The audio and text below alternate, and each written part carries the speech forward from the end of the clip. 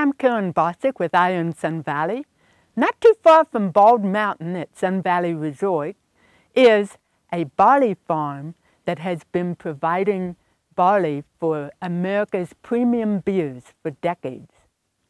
One of the daughters of that family, Brett Stevenson, has taken it one step further. Brett grew up riding the bus to school, round trip, 3 hours a day. And on those trips, she learned to fall in love with the land as she watched sandhill crane in the pastures and all. Now she's growing organic wheat on that very pasture land she once passed through. And she's taken it one step further. She's built a mill providing really good flour. Let's talk to Brett. I'm Brett Stevenson, and this is Hillside Grain Flour Mill, and we're at Hillside Ranch, or at least part of the ranch. My parents moved here in the early 70s, and they've been farming here since then, primarily barley for the brewing industry, and then in recent years we started growing wheat in anticipation of a flour mill. Yeah, so I grew up here, and it means a lot to me to be able to basically build upon what my dad has created. He's done a really good job, I think, of learning different farming techniques and trying to change with the times and incorporate more and more conservation practices. So it's neat for us to now be able to grow our products and process them locally and be able to eat them. We've never been able to do that, ironically enough. Growing barley for the brewing industry, it always is shipped off and turned into beer. And so it's really actually remarkably unusual and gratifying for us to be able to grow our grain, process it, and eat it here, which is really fun. Yeah, well, just growing up down here, it's hard not to fall in love with this area. I think it really is a part of who me and my brother are and became as adults. It had, I think, a big influence on both of us. It's a hard place to leave. I think our parents thought when we were young that we would move on and move elsewhere and get some other job, and they could never really quite get rid of us. We just kept coming back. So one motivating factor was to build on top of what my dad had already created, and the other was realizing that we're growing some great grain in this part of Idaho, and a lot of it is sort of lost, for lack of a better term, into the food system, and I wanted to be able to produce, process some grain locally. So we looked into malting for a while and hit some roadblocks in malting. Then we started looking into milling and thought there was a great opportunity for fresh flour, not just in this region, but in the country, frankly, because there's, I think, a real shortage of fresh flour. Most of our flour in the country is heavily processed and sifted, and so it's taking the germ and the brand off of the flour, which makes it more white and gives it better longevity.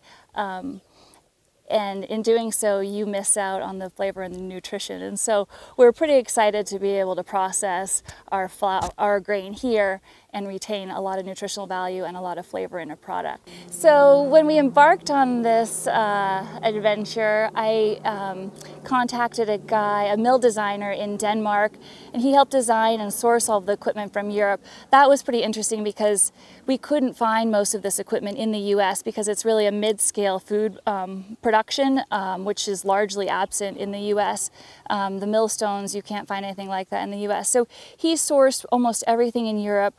We had it shipped over, and it arrived not by design, but in November and December in a couple snowstorms, and the building wasn't complete at that point. So we were unloading equipment and assembling equipment when we had a foundation and a little bit of a structure, but no roof or walls. And so it was snowing on us, and we're trying to assemble flour silos and snowstorms and stuff. So it was a pretty memorable winter, but we got all the equipment put together and installed, and the building built around it, and have been slowly kind of working out the kinks since then. So we're growing a hard red wheat and also a soft white wheat. One has high protein, that's really good for bread flour, also pasta, tortillas, and then the soft white has a low protein, so it's better for cookies and things like that. You know, I was at the California Wheat Commission recently, and they kind of laughed and said, all-purpose is really no-purpose flour. It's sort of the generic, it kind of does everything, but it doesn't do anything well.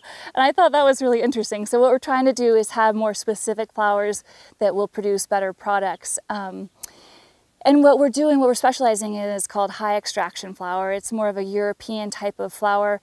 Again, in the US, we have pretty much white flour, and then we have whole wheat flour. There's this whole gradient in between that's high extraction. So basically you have your wheat kernel and you're extracting certain amounts off of that wheat kernel, and we try to keep quite a bit of bran and germ on there for the flavor and the nutritional value. And then with our process, we're able to create a flour still that's light and lofty and performs more like a white wheat, but it tastes more like and has nutritional value more like a whole wheat. We need to take a break. We'll be back in 1 minute.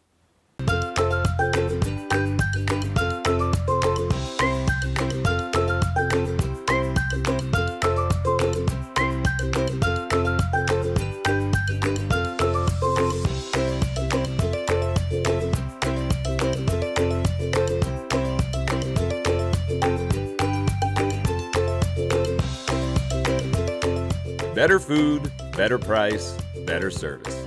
Atkinson's Market, supporting local farmers since 1956.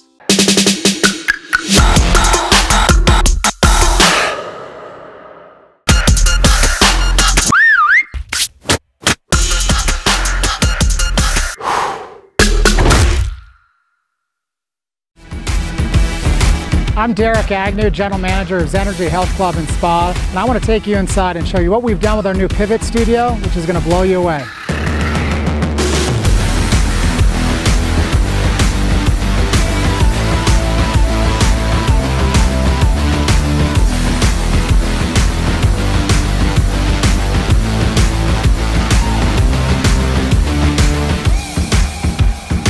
The therapists tell me that Pivot really is the game changer. It fills that final gap that we were missing at Zenergy, things they could not do in our main gym. The recent addition of the Pivot Studio has meant wonders to me as a physical therapist. I can now take care of the most vulnerable post-operative patient, but I can include programming that challenges the most elite athlete.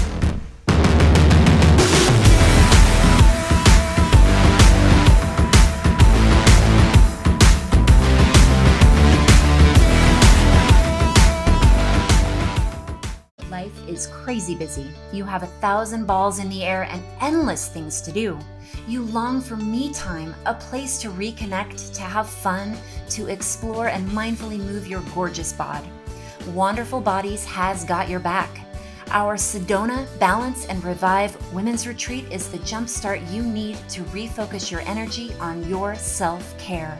Surround yourself with the Red Rocks, recharge in beautiful lodging, and move your booty with yoga, Pilates, guided hiking, and swim in our saltwater pool. Grab a friend and join us in caring for you this October 22nd through 27th. Sedona. Space is very limited. Invest in you. WonderfulBodies.com. I moved out to Idaho 4 years ago. So I met a lot of people, and I really, really like it here. In New York, I was always sort of introverted.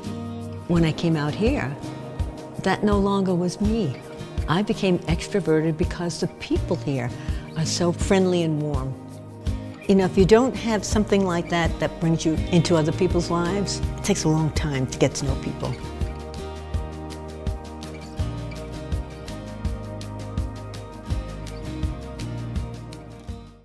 Welcome back.